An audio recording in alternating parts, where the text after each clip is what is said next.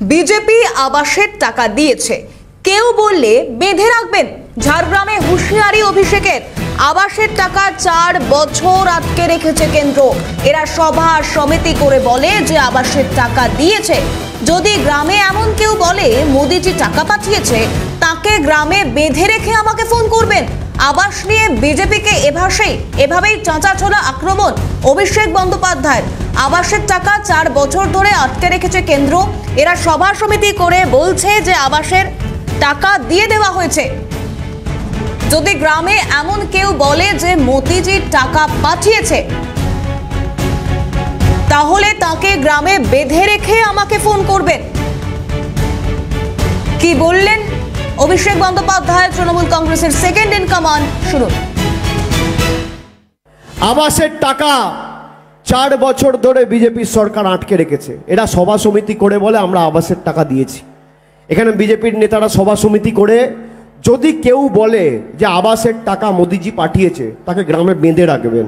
বেঁধে রেখে আমাকে ফোন করবেন। আমি দুলালদের বলে দিয়ে যাচ্ছি, বেঁধে রাখবেন। এরা মিথ্যেবাদী।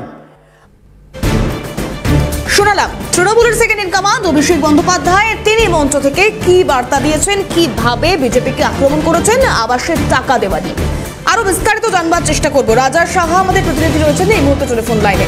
রাজা, এর আগে একাধিক সময় Trinamool supremo second in command মঞ্চ থেকে কেন্দ্রকে একাধিক প্রশ্ন করেছেন, না পাওয়ার কথা, বাংলার বঞ্চনার কথা জানিয়েছেন, অভিযোগ করেছেন। কিন্তু এই মঞ্চ থেকে অভিষেক বন্দ্যোপাধ্যায় যেভাবে আবাস নিয়ে মন্তব্য করলেন, ঠিক কি পরিস্থিতি? দেখো তো ভাই, বলি যে আবাসের টাকা কেন্দ্রের পক্ষ থেকে আটকে রাখা হয়েছে। কেন্দ্রীয় বঞ্চনার বিরুদ্ধে এই লোকসভা নির্বাচনে তৃণমূলের এই মুহূর্তে প্রথম হাতিয়ার। কেন্দ্রের পক্ষ থেকে বঞ্চনা করা হচ্ছে, রাজ্যের আবাসের টাকা আটকে রাখা হয়েছে এবং 100 দিনের কাজের টাকা আটকে রাখা হয়েছে। আজকে ঝাড়গ্রাম থেকে অভিষেক বন্দ্যোপাধ্যায় তৃণমূল কংগ্রেসের সেকেন্ড ইন কমান্ড সরাসরি কার্যত বলা যেতে পারে যে দলের নেতৃত্বকে বা দলের কর্মীদের একটা নির্দেশিকা দিলেন যে যদি বিজেপির পক্ষ থেকে বারংবার কেউ বলে যে আবাসের টাকা তারা দিয়েছেন, প্রধানমন্ত্রী দিয়েছেন, তাহলে তাদেরকে আটকে রাখুন। আবার সাবধান বাণী দিয়েছেন অভিষেক বন্দ্যোপাধ্যায়। তিনি বলছেন গায়ে কেউ হাত দেবেন না, সরাসরি ফোন করুন আমাকে, অর্থাৎ অভিষেক বন্দ্যোপাধ্যায়কে ফোন করলে তৃণমূলের পক্ষ থেকে উচ্চতর নেতৃত্ব যারা রয়েছেন তারা সেখানে যাবেন এবং সেখানে গিয়ে তারা বিচার করবে। দেখো, মুখ্য বিষয় একটাই, কেন্দ্রীয় বঞ্চনার প্রতিবাদে ভোট করতে হবে। তৃণমূল কংগ্রেসের এই মুহূর্তে সব থেকে বড় হাতিয়ার কেন্দ্রের প্রতি, রাজ্যের প্রতি যে কেন্দ্রের বঞ্চনা। তুমি জানো যে অভিষেক বন্দ্যোপাধ্যায়ের নেতৃত্বে দিল্লিতে গিয়েও কিন্তু যন্তর মন্তরে ধর্ণা করেছিল কেন্দ্রীয় বঞ্চনার প্রতিবাদে।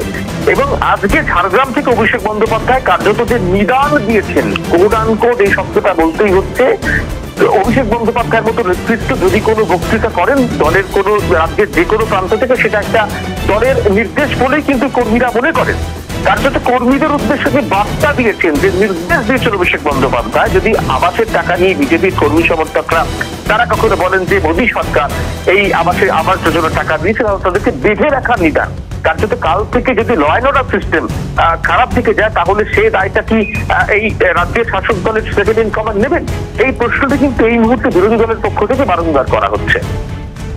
একবারে রাজা, সেখান থেকেই যে প্রশ্ন উঠছে বা যে প্রশ্ন বিরোধীরা করতে শুরু করেছে রাজনৈতিক মহলে এই মুহূর্তে জোর চর্চা। কারণ না পাওয়ার অভিযোগ, বঞ্চনার অভিযোগ একরকম, কিন্তু যেভাবে তিনি বেঁধে রেখে তাকে ফোন করার কথা বললেন, সেক্ষেত্রে এক প্রকার এই মুহূর্তে দাঁড়িয়ে নির্বাচনী সময়কালে এই মন্তব্য কতটা প্রভাব ফেলতে পারে, বা হয়তো তাতে তিনি তাদের কর্মী সমর্থকদের উজ্জীবিত করতে পারলেন, কিন্তু বিরোধীদের তো এই প্রশ্নটা ওঠা ভীষণ স্বাভাবিক। রাজা, দেখো তোমায় বলি যে পশ্চিমাঞ্চলের যে কয়েকটি লোকসভা রয়েছে তার মধ্যে তোমায় যদি বলি মেদিনীপুর, ঝাড়গ্রাম, পুরুলিয়া, বাঁকুড়া, বিষ্ণুপুর, এই সিংহভাগ লোকসভা 2019-এর ফলাফল আমরা যদি দেখি তাহলে দেখতে পাবো যে সেখানে বিজেপি জয়লাভ করেছে। 2024 লোকসভা নির্বাচনে তুল্যমূল্য লড়াই। এই ঝাড়গ্রাম লোকসভাতে ঠিক 1 বছর আগে তোমাকে বলি নবজোয়ার কর্মসূচি চলাকালীন একটা বিক্ষোভের মুখোমুখি হয়েছিল অভিষেক বন্দ্যোপাধ্যায় নিজে। 2024-এ ঘুরে দাঁড়াতে মরিয়া তৃণমূল কংগ্রেস। এই 4 লোকসভা কেন্দ্রের জিততে মরিয়া তৃণমূল কংগ্রেস। কার্যত সেখানে দাঁড়িয়ে দলীয় কর্মীদেরকে চাঙ্গা করতে এই দাওয়াই কিন্তু অভিষেক বন্দ্যোপাধ্যায়ের, এমনটা মনে করছে রাজনৈতিক মহল। এবং তিনি সরাসরি যে বার্তা দিচ্ছেন যে কেন্দ্রীয় বঞ্চনা, অর্থাৎ যে আবাস যোজনার টাকা কেন্দ্রের সরকার দিয়েছে, এই দাবি যদি কেউ করে এসে তাহলে তাকে গাছে বেঁধে রাখুন, কেউ দয়া করে গায়ে হাত দেবেন না। অভিষেক বন্দ্যোপাধ্যায় বলছেন যে কেউ কিন্তু গায়ে হাত দেবেন না, কিন্তু বেঁধে রাখুন, বেঁধে আমাদের ফোন করুন। এখন এই দলের সেকেন্ড ইন কমান্ডারের নির্দেশিকার পর আগামীকাল থেকে এই পশ্চিমাঞ্চলের জেলাগুলোতে, দক্ষিণবঙ্গের যে যে অঞ্চলে ভোট বাকি রয়েছে, সেখানে যদি এই তৃণমূল কর্মীরা এই বিজেপির কর্মীদেরকে বেঁধে রেখে ফোন করা শুরু করে, তাহলে যে ল অ্যান্ড অর্ডার সিস্টেমটা নষ্ট হবে, তাহলে সেটার দায়টা কে নেবে? এই প্রশ্নটাই কিন্তু এই মুহূর্তে বিরোধীদের পক্ষ থেকে করা হচ্ছে। একবারই রাজা আমাদের সঙ্গে থাকো, আমি আরো একবার শোনাতে চাইবো অভিষেক বন্দ্যোপাধ্যায় ঠিক কি বলেছেন শুনুন। আবাসের টাকা 4 বছর ধরে বিজেপির সরকার আটকে রেখেছে। এরা সভা সমিতি করে বলে আমরা আবাসের টাকা দিয়েছি। এখানে বিজেপির নেতারা সভা সমিতি করে যদি কেউ বলে যে আবাসের টাকা মোদিজি পাঠিয়েছে, তাকে গ্রামে বেঁধে রাখবেন, বেঁধে রেখে আমাকে ফোন করবেন, আমি দুলালদের বলে দিয়ে যাচ্ছি, বেঁধে রাখবেন। এরা মিথ্যেবাদী। আমি আবারও রাজার কাছে যাওয়ার চেষ্টা করবো। রাজা, মিথ্যেবাদী প্রসঙ্গ উত্থাপন করা হয়েছে, সেক্ষেত্রে বারংবার আমরা দেখেছি যে দিল্লি যাওয়া, যন্তর মন্তরে কর্মসূচি করা, সবেতেই অভিষেক বন্দ্যোপাধ্যায় তিনি একদম সামনের সারিতে থেকে গোটা কর্মসূচি লিড করে গিয়েছেন। এবং সেখানে দাঁড়িয়ে একদিকে বিজেপির তরফ থেকে সন্দেশখালী যেমন একটা বিরাট বড় ইস্যু, সেক্ষেত্রে দেখা হচ্ছে তৃণমূল বিরোধী ইস্যু হিসেবে, আবার তৃণমূলের কাছে বিজেপি বিরোধী, কেন্দ্র বিরোধী ইস্যু হিসেবে কেন্দ্রের বঞ্চনার শিকারের কথা বারংবার তারা বলছেন যে কেন্দ্রের দ্বারা বাংলা বঞ্চিত হচ্ছে। সেক্ষেত্রে দাঁড়িয়ে এই মুহূর্তে অভিষেক বন্দ্যোপাধ্যায়ের এই মন্তব্য। রাজা, দেখো তোমায় বলি যে পঞ্চায়েত নির্বাচন, সেই পঞ্চায়েত নির্বাচনের পূর্বে যখন অভিষেক বন্দ্যোপাধ্যায় তৃণমূল কংগ্রেসের সর্বভারতীয় সাধারণ সম্পাদক, তিনি যখন নবজোয়ার কর্মসূচি করলেন, দীর্ঘ প্রায় 2 মাস ব্যাপী গোটা রাজ্য তিনি খুললেন, সেই সময় থেকে যে কেন্দ্রের বঞ্চন, অর্থাৎ 100 দিনের কাজের টাকা না দেওয়া, আবাস যোজনার টাকা না দেওয়া, কেন্দ্রের সরকারের পক্ষ থেকে যে বঞ্চনা করা হয়েছে সেটাকে ইস্যু করা হলো। এবং তার পরবর্তী সময় আমরা দেখতে পেলাম যে দিল্লিতে একেবারে যন্তর মন্তরে গিয়ে ধর্ণা কর্মসূচি দেওয়া হলো। সেখানেও কিন্তু দাবি ছিল একটাই, কেন্দ্রের পক্ষ থেকে রাজ্যের টাকা এখনো পর্যন্ত দেওয়া হচ্ছে না।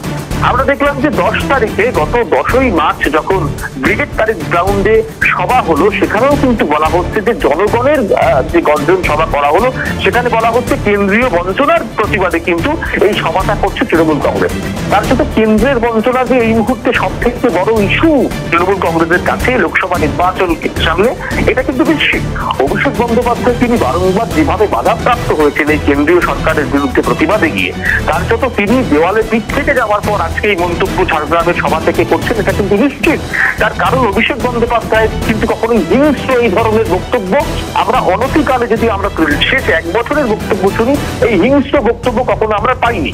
কিন্তু আজকে অভিষেক বন্দ্যোপাধ্যায় কোন পরিপ্রেক্ষিতে এই মন্তব্য করলেন সেটা কিন্তু বিচার্য বিষয়।